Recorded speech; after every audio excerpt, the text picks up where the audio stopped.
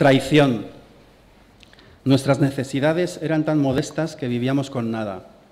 En un sentido laxo, éramos felices. Mi madre había acomodado sus ambiciones a la seguridad de un trabajo que, aunque por debajo de sus capacidades, le devolvía una imagen de sí misma que no rechazaba. Le bastaba con ser quien era, hablar como hablaba, vestirse como se vestía. Nada más que su distinción se requería para cumplir con los clientes del anticuario de pintura donde había acabado de dependienta gracias a las gestiones de una conocida de los propietarios. Pero contábamos el dinero, cómo no.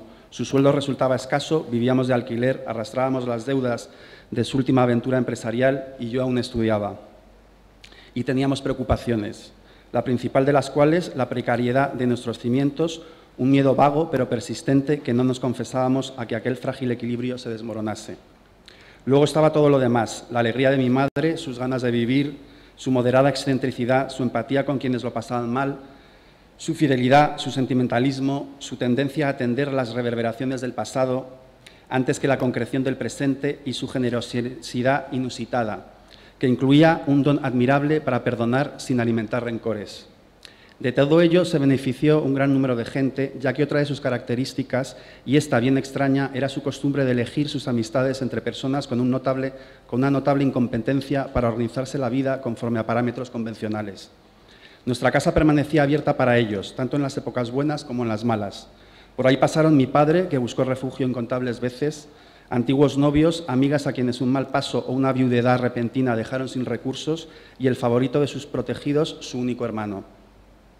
En verdad, a mi tío no le faltaban razones para merecer una preferencia que en mi madre estaba teñida de cierto sentimiento protector de carácter maternal. 7 años menor y como ella huérfano de madre, apenas obtuvo la mayoría de edad, había sido expulsado al mundo después de casarse mi abuelo por segunda vez. Como consecuencia de ello, se había entregado a una vida nómada que pocas veces le dio sosiego. Había abandonado sus estudios para cumplir el servicio militar, había sobrevivido con trabajos variopintos en Estados Unidos y en Francia. Había frecuentado círculos artísticos y aprendido a explotar su resbaladiza belleza. Había publicado una novela y probado suerte en el cine, de actor secundario en un par de producciones olvidables y de ayudante de dirección en una extraña película underground. Menciono sus actividades más llamativas, dejo a un lado las más grises o sórdidas. La razón de que no hubiera prosperado en ninguna no había que atribuírsela a la cortedad de sus talentos, sino a la exuberancia con que estos se manifestaban, a su inconstancia, a su renuencia a dejarse atar, a su insatisfacción con los logros obtenidos, a su apetito de experiencias y a su poco respeto por los compromisos que en ocasiones le había llevado a comportarse de forma desleal con sus socios y empleadores. Compartía con mi madre la buena planta y el optimismo.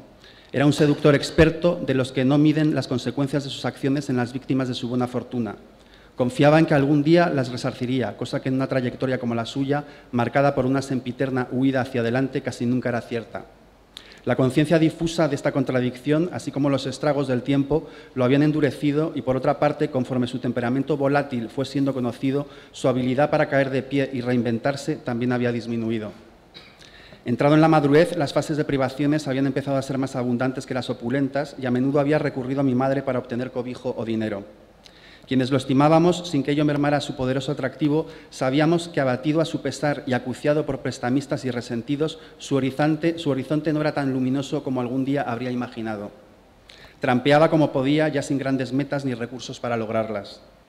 Mi madre me refirió sucintamente lo anterior cuando nos encontramos para comer, pero los detalles los añadió por la noche, tras llegar a casa después de descubrir que una de las piezas más valiosas del anticuario, una tabla renacentista de un reputado pintor de la corte del Reino de Aragón, fácil de esconder debido a su tamaño en la trasera de una chaqueta, había desaparecido. Mi tío no resistió la posibilidad de volver a mirarme con el vergonzoso recuerdo de su deserción y yo sucumbí a la tentación de contársela a mi madre. Me equivoqué.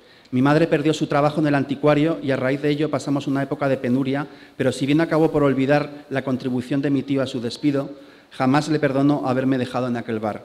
O sí lo hizo, pero ya tarde, cuando la muerte batía sus alas sobre él y nada podía reparar mi traición.